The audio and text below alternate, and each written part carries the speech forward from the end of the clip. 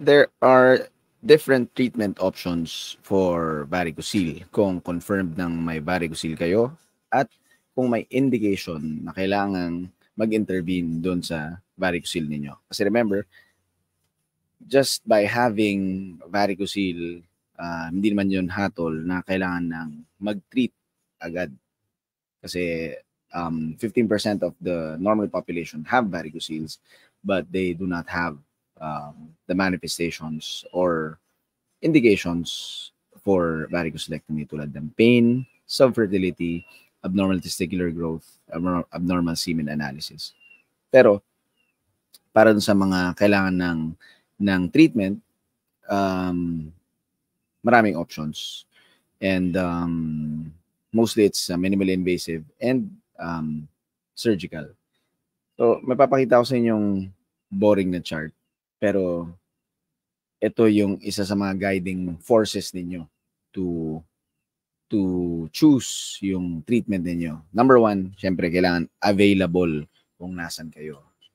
Number two, available at merong expert sanay na gumagawa nung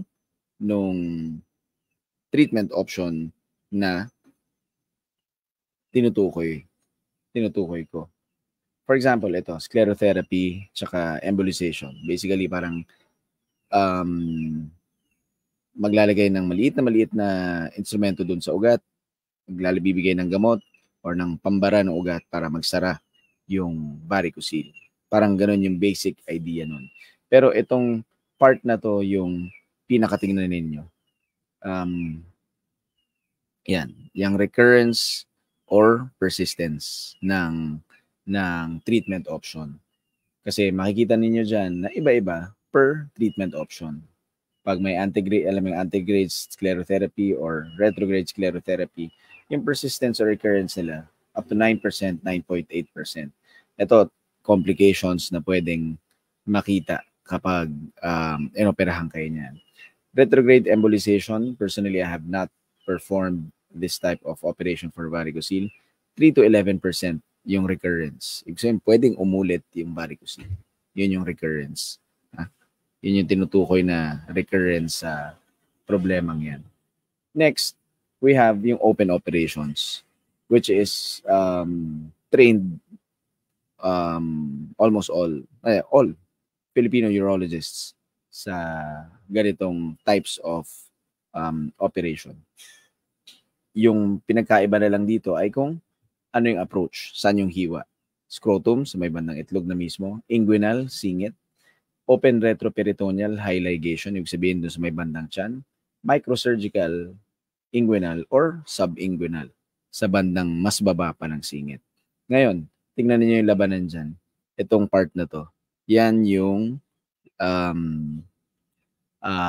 recurrence rate post-op kapag inoperahan kayo ng depende sa approach. Makita natin na pag open retroperitoneal high ligation, up to 29% yung recurrence rate sa patients. Microsurgical subinguinal, siya yung pinakamababa. 0.4% lang ng of the time uulit yung varicocele. Okay? Pero laparoscopy, 3 to 6% yung kanyang recurrence rate. Para lang mabigyan kayo ng idea kung saan yun, pag laparoscopic, 3 maliit na hiwa dito sa mga bilog na to. Ito yung open retroperitoneal, bandang tagiliran yung hiwa sa inyo. Inguinal, bandang singit. External inguinal ring, ito yan. Ito yung subinguinal, sa bandang baba na talaga. Dito. Yan, dito na mismo. Maliit na hiwa dyan. Mga 2 centimeters or less. Depende sa mismong operasyon. Okay? So, kung pipili kayo ng operasyon, ang best pa rin operation sa inyo ay yung nababagay para sa inyo.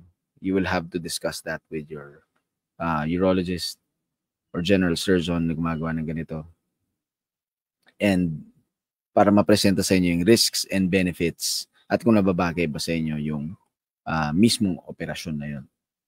At yung sinasabi ko, yung isa sa mga pinaka-importante, kung available ba dito sa Pilipinas or kung saan man kayo nakatira sa setting ninyo, kung saan man kayo magpapa-opera, kung available ba yung approach na yun. Okay? If you have any questions, you can post your comments here or message me here on Facebook or sa email ko and on all my socials. Okay? There are no questions. Ako po si Doc Drew, urologist. Thanks for watching.